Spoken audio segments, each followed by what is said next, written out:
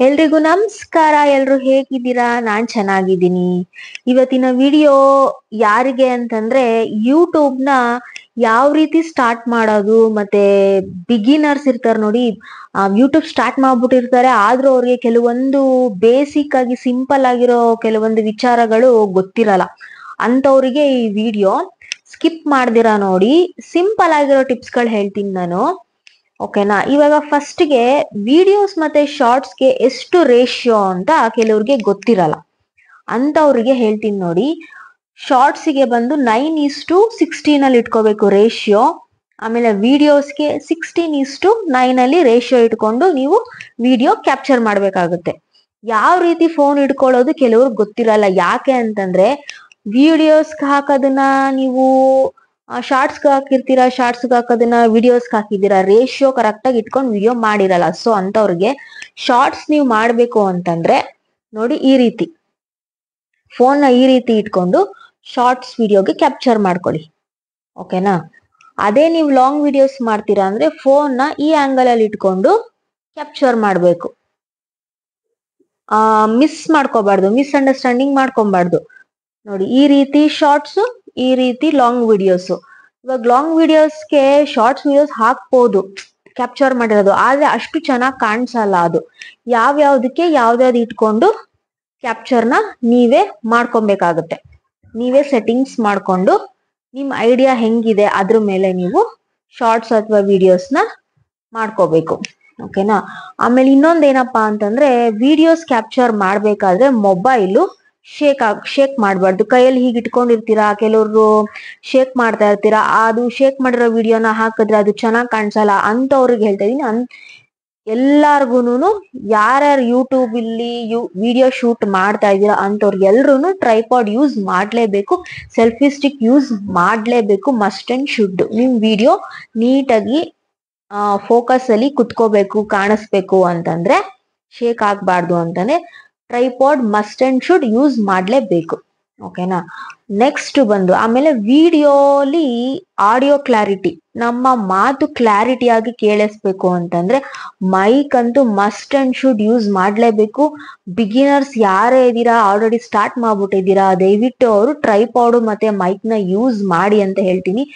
ನೀವು ಎಷ್ಟು ಚೆನ್ನಾಗಿ ನೀವು ವಾಯ್ಸ್ ಕೊಡ್ತೀರಾ, ಆಮೇಲೆ ಎಷ್ಟು ಕ್ಲಾರಿಟಿಯಾಗಿ ವಾಯ್ಸ್ ಬರುತ್ತೆ, ನಿಮ್ದು ವಿಡಿಯೋ ಕ್ವಾಲಿಟಿ ಹೆಂಗಿದೆ ಅದ್ರ ಮೇಲೆ ನಿಮ್ದು ವಿಡಿಯೋಸ್ ಹೋಗಕ್ಕೆ ಸ್ಟಾರ್ಟ್ ಆಗುತ್ತೆ.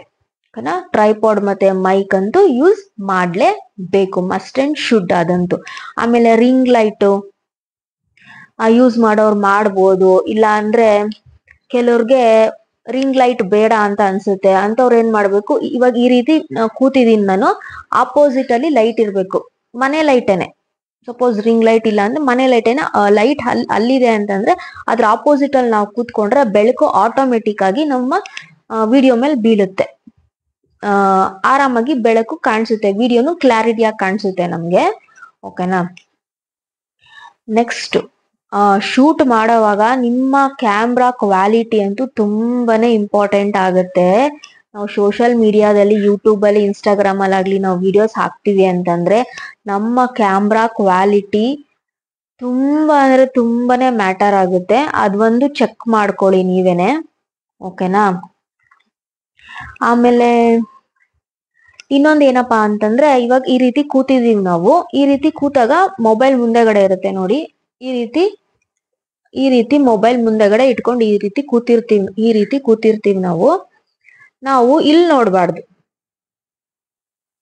ಇಲ್ಲಿ ನಾವು ನೋಡ್ಬಾರ್ದು, ನಾವು ಕ್ಯಾಮ್ರಾ ಲೆನ್ಸ್ ನೋಡ್ತಾ ಇರ್ಬೇಕು. ನಾವ್ ಇಲ್ಲಿ ನೋಡಿದ್ರೆ ನಾವ್ ಆ ಕಡೆ ನೋಡ್ದಂಗ್ ಅನ್ಸುತ್ತೆ.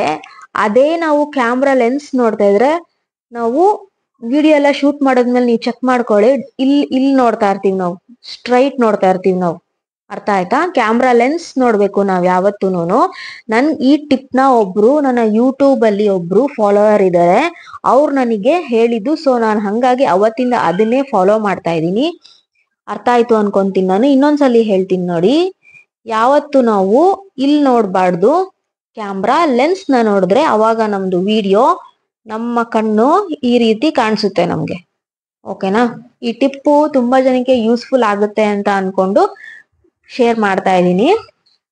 ನೆಕ್ಸ್ಟ್ ಬಂದು ನಮ್ಮ ಥಂಬ್ನೇಲ್ ಅಂತೂ ಮೋಸ್ಟ್ ಇಂಪಾರ್ಟೆಂಟು. ಪಿಕ್ ಹಾಕುವಾಗ ಥಂಬ್ನೇಲ್ ಅಲ್ಲಿ ತುಂಬಾ ಡಾರ್ಕ್ ಆಗಿ ಕಾಣಿಸ್ಬೇಕು, ಮತ್ತೆ ಲೆಟರ್ಸು ಅಷ್ಟೇ ತುಂಬಾ ಡಾರ್ಕ್ ಆಗಿ ಕಾಣಿಸ್ಬೇಕು.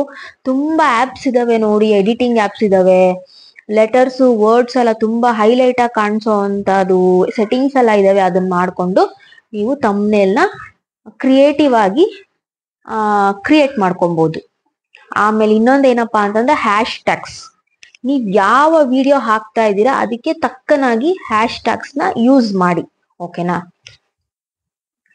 ಆಮೇಲೆ ಮೇನ್ ಆಗಿ ಕಂಟೆಂಟ್ ಏನಿದೆ ಅದು ಇಂಪಾರ್ಟೆಂಟ್ ಆಗಿರುತ್ತೆ ಇಲ್ಲಿ.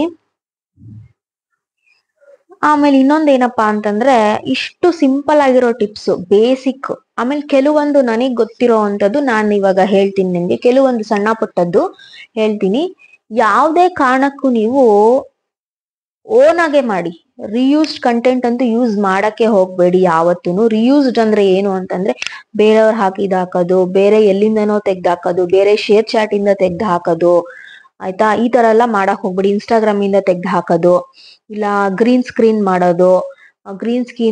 ಗ್ರೀನ್ ಸ್ಕ್ರೀನು ರಿಯೂಸ್ಡ್ ಕಂಟೆಂಟ್ ಆದಷ್ಟು ಕಮ್ಮಿ ಮಾಡಿ ಅಂತ ಹೇಳ್ತೀನಿ. ಯಾಕೆ ಅಂತಂದ್ರೆ ನಮ್ಮ ಸ್ವಂತಿಕೆಯಿಂದ ನಾವು ಮೇಲ್ ಬರೋಣ, ಬೇರೆಯವ್ರದಿಂದ ತೆಗೆದು ಎಲ್ಲ ಹಾಕೋದು ಬೇಡ ನಾವು. ಇನ್ನೊಂದೇನಂದ್ರೆ ನಾವು ಎಷ್ಟ್ರ ಮಟ್ಟಿಗೆ ನಮ್ದು ವಿಡಿಯೋನ ನಾವು ಸ್ವಂತಿಕೆಯಲ್ಲಿ ಮಾಡ್ತೀವಿ, ನಮಗ್ ಖುಷಿ ಜಾಸ್ತಿ ಅಲ್ವಾ. ಇವಾಗ ಮಾನಿಟೈಸ್ ಆಗೋದು ಸೆಕೆಂಡ್ರಿ. ನಾವು ಎಷ್ಟು ನಮ್ಮ ವಿಡಿಯೋಸ್ನ ನಮ್ಮ ಟ್ಯಾಲೆಂಟ್ ಯೂಸ್ ಮಾಡಿ, ನಮ್ಮ ಹಾರ್ಡ್ ವರ್ಕ್, ನಮ್ಮ ಪರಿಶ್ರಮ, ನಮ್ಮ ಒಂದು ಕ್ರಿಯೇಟಿವ್ ಮೈಂಡ್ ನ ಯೂಸ್ ಮಾಡಿ ಮಾಡ್ತೀವಿ, ಅದಕ್ಕೆ ಅಲ್ವಾ ಕಷ್ಟಪಟ್ರೆ ತಾನೇ ಅಲ್ವಾ. ಅದಕ್ಕೋಸ್ಕರ ಆದಷ್ಟು ರಿಯೂಸ್ ಕಂಟೆಂಟ್ ಯೂಸ್ ಮಾಡಕ್ ಹೋಗ್ಬೇಡಿ ದಯವಿಟ್ಟು.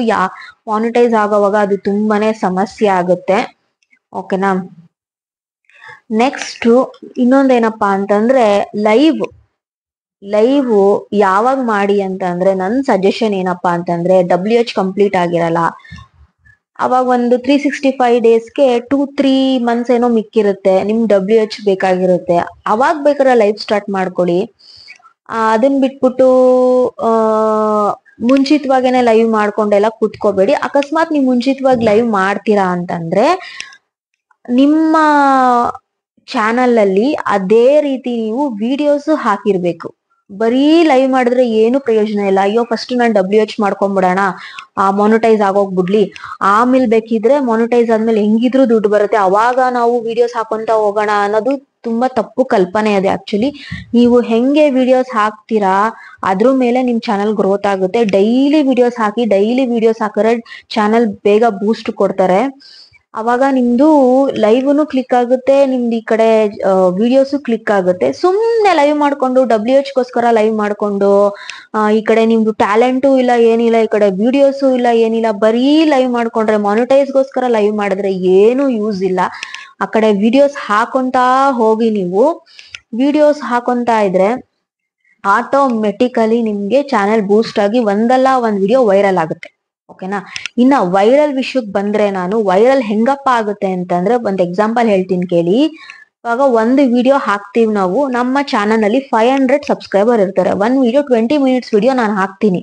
20 ಮಿನಿಟ್ಸ್ ವಿಡಿಯೋ ಹಾಕ್ದಾಗ ಏನಾಗುತ್ತೆ, ನಮ್ಮ ಚಾನಲ್ ಅಲ್ಲಿರೋ 500 ಸಬ್ಸ್ಕ್ರೈಬರ್ಸ್ ಅಲ್ಲಿ 300 ಮಿನಿಮಮ್ 300 ಸಬ್ಸ್ಕ್ರೈಬರ್ಸ್ ಮಿನಿಮಮ್ ಅಂದ್ರೂ 17 to 20 ಮಿನಿಟ್ಸ್ ಫುಲ್ ವಿಡಿಯೋ ನಮ್ದು ಸಬ್ಸ್ಕ್ರೈಬರ್ಸ್ ಫುಲ್ ವಿಡಿಯೋ ನಾವು ಹಾಕಿರೋದ್ ನೋಡಿದ್ರೆ ಮಾತ್ರನೇ ನಮಗೆ ಅದು ಕೌಂಟ್ ಆಗಿ ಮುಂದಕ್ಕೆ ಯೂಟ್ಯೂಬ್ ರೆಕಮೆಂಡೇಶನ್ಸ್ ಅವ್ರ ಮುಂದಕ್ಕೆ ಬಿಟ್ಟಾಗ ನಮ್ ವಿಡಿಯೋ ವೈರಲ್ ಆಗೋದು. 1000 ಅಂತ ಬಿಡ್ತಾ ಹೋಗ್ತಾರೆ ವಿಡಿಯೋಸ್ನ. ಅವಾಗ ಎಷ್ಟು ಜನ ನೋಡ್ತಾ ಕಂಟಿನ್ಯೂಸ್ 15 to 20 ಮಿನಿಟ್ಸ್ ವಿಡಿಯೋ ನೋಡ್ತಾರಲ್ವಾ, ಅವಾಗ್ಲೇನೆ ನಮ್ದು ಪರ್ಟಿಕ್ಯುಲರ್ ವಿಡಿಯೋ ವೈರಲ್ ಆಗೋದು. ಸಪೋಸ್ ಈಗ ಕೆಲವ್ರು ಏನ್ ಮಾಡ್ಬಿಡ್ತಾರೆ, 20 ಮಿನಿಟ್ಸ್ ವಿಡಿಯೋ ಅಂತಂದ್ರೆ ಯಾರಪ್ಪ ನೋಡೋದು ಅಂದ್ಬಿಟ್ಟು 1 ನಿಮಿಷ 2 ನಿಮಿಷ ನೋಡ್ಬಿಡ್ತಾರೆ. ಅವಾಗ ನಮ್ಗೆ WH ಬರಲ್ಲ, ನಮ್ಮ ವಿಡಿಯೋಸ್ ವೈರಲ್ಲು ಆಗಲ್ಲ. ಅದಕ್ಕೆ ನಾವ್ ಏನ್ ಮಾಡ್ಬೇಕು, ನಾವ್ ಹಾಕೋ ವಿಡಿಯೋದಲ್ಲಿ ಕಂಟೆಂಟ್ ಇಂಪಾರ್ಟೆಂಟ್ ಅಂತಂದ್ರೆ ನಾವು ಯಾವ ರೀತಿ ಜನನ ಇಂಟ್ರೆಸ್ಟಿಂಗ್ ಆಗಿ ಕಂಟೆಂಟ್ ಕೊಡ್ತೀವಿ ಅನ್ನೋದು ಮೇನ್ ಆಗಿರುತ್ತೆ. ಸೊ ನಿಮ್ಮ ವಿಡಿಯೋಸ್ನ ಆದಷ್ಟು ಇಂಟ್ರೆಸ್ಟ್ ಆಗಿ ಮಾಡಿ, ಕೊನೆವರೆಗೂ ನೋಡೋ ತರ ಮಾಡೋ ಅಂತ ಜವಾಬ್ದಾರಿ ನಿಮ್ದಾಗಿರುತ್ತೆ, ಓಕೆನಾ. ಇಷ್ಟು ಮಾತ್ರ ನನಗ್ ಗೊತ್ತಿರೋ ಅಂತದ್ದು. ಹೇಗೆ ವೈರಲ್ ಆಯ್ತು, ಹೇಗೆ ವೈರಲ್ ಆಗುತ್ತೆ ಅನ್ನೋದನ್ನ ತುಂಬಾ ಜನ ಕೇಳ್ತಿದ್ರಲ್ವಾ ನಂಗೆ, ಅದಕ್ಕೋಸ್ಕರ ನಾನು ಇದನ್ನ ಹೇಳಿದ್ದು. ಆಮೇಲೆ ಇನ್ನೊಂದ್ ಏನಪ್ಪಾ ಅಂತಂದ್ರೆ, ಕೆಲವರು ಲಾಂಗ್ ವಿಡಿಯೋಸ್ಗೆ ಸಾಂಗ್ ಹಾಕ್ಬಿಡ್ತಾರೆ, ಮ್ಯೂಸಿಕ್ ಫಿಲಮ್ ಸಾಂಗ್ ಆತರ ಹಾಕ್ಬಿಡ್ತಾರೆ. ದಯವಿಟ್ಟು ಅದನ್ನ ಹಾಕಕ್ ಹೋಗ್ಬೇಡಿ, ಅದನ್ನು ಸ್ಟ್ರೈಕ್ ಕೊಟ್ಬಿಡ್ತಾರೆ, ಕಾಪಿರೈಟ್ಸ್ ಕೊಟ್ಬಿಡ್ತಾರೆ. ಕ್ರೋಮಿಗ್ ಹೋಗಿ, ನಿಮ್ಮ ಚಾನಲ್ ಇಂದ ತೆಗೆದು ಕ್ರೋಮಿಗ್ ಹೋಗಿ, ಅಲ್ಲಿ ಆಡಿಯೋ ಲೈಬ್ರರಿ ಇರ್ತಾ ಇದೆ, ಅಲ್ಲಿ ಹೋಗಿ ಡೌನ್ಲೋಡ್ ಮಾಡ್ಕೊಳ್ಳಿ. ತುಂಬಾ ಸಾಂಗ್ಸ್ ಮ್ಯೂಸಿಕ್ ಸಿಗ್ತವೆ, ಅದನ್ನೇ ಎತ್ತಿ ಹಾಕಿ. ಅದರಿಂದ ಯಾವುದೇ ರೀತಿ ಕಾಪಿರೈಟ್ಸ್ ಇಶ್ಯೂಸ್ ಬರಲ್ಲ ನಿಮ್ಗೆ. ಆಮೇಲೆ ಇನ್ನೊಂದ್ ಏನಪ್ಪಾ ಅಂತಂದ್ರೆ, ವಿಡಿಯೋಸ್ ಆಗಿರ್ಬೋದು, ಶಾರ್ಟ್ಸ್ ಆಗಿರ್ಬೋದು, ಡೈಲಿ ಒಂದ್ ವಿಡಿಯೋ ಹಾಕಿ, ತುಂಬಾ ಜಾಸ್ತಿ ಆಯ್ತು ಅದೇನೆ. ಆಮೇಲೆ ಶಾರ್ಟ್ಸ್ ನ 2 3 ಹಾಕಿ, ಅದು ಸಿಕ್ಕಾಪಟ್ಟೆ ಜಾಸ್ತಿ ಆಯ್ತು, 2 ಹಾಕಿ ಸಾಕು. ಏನೋ ವಿಡಿಯೋಸ್ ಮಾಡ್ಬಿಟ್ಟಿದೀವಿ, ಶಾರ್ಟ್ಸ್ ಮಾಡ್ಬಿಟ್ಟಿದೀವಿ ಅಂತ ಡಂಪ್ ಮಾಡಕ್ ಹೋಗ್ಬೇಡಿ. ಹಂಗೆ ಕಂಟಿನ್ಯೂಸ್ ಹಾಕಕ್ ಹೋಗ್ಬೇಡಿ. ಒಂದೇ ದಿವಸ 4 5 ವಿಡಿಯೋಸ್ ಹಾಕ್ಬಿಟ್ರೆ ಜನಗೂ ಕನ್ಫ್ಯೂಷನ್ ಆಗುತ್ತೆ, YT ಅವರು ನಮಗೆ ಕನ್ಫ್ಯೂಸ್ ಆಗ್ಬಿಡುತ್ತೆ, ಆಮೇಲೆ ಸ್ಪ್ಯಾಮ್ ಕೊಟ್ಬಿಡ್ತಾರೆ. ಆ ರೀತಿ ಮಾಡಕ್ ಹೋಗ್ಬೇಡಿ. ಏನೇ ಮಾಡಿದ್ರು ನೀವು ಯೂಟ್ಯೂಬ್ ಬಗ್ಗೆ ತಿಳ್ಕೊಂಡು ಮಾಡಿ. ಯಾಕೆಂದ್ರೆ ನಾವು ಅನ್ಕೊಂಡಿರೋಷ್ಟು ಸುಲಭ ಅಲ್ವೇ ಅಲ್ಲ. ಯೂಟ್ಯೂಬ್ ತುಂಬಾ ರೂಲ್ಸ್ ಅಂಡ್ ರೆಗ್ಯುಲೇಷನ್ಸ್ ಇದೆ. ಒಂದು ಮಿಸ್ ಆದ್ರೂ ಚಾನೆಲ್ ನ ಡಿಲೀಟ್ ಮಾಡ್ಬಿಡ್ತಾರೆ, ಇಲ್ಲ ಸ್ಪ್ಯಾಮ್ ಕೊಟ್ಬಿಡ್ತಾರೆ, ಇಲ್ಲ ರಿಯೂಸ್ ಮಾಡ್ತಾರೆ, ಚಾನೆಲ್ ಮಾನಿಟೈಸ್ ಮಾಡಲ್ಲ. ಓಕೆನಾ? ನನ್ಗೆ ತುಂಬಾ ಜನ ಡೌಟ್ಸ್ ಕೇಳ್ತಿದ್ರು, ಅದಕ್ಕೋಸ್ಕರ ನಾನು ಈ ವಿಡಿಯೋ ಮಾಡಿದೀನಿ.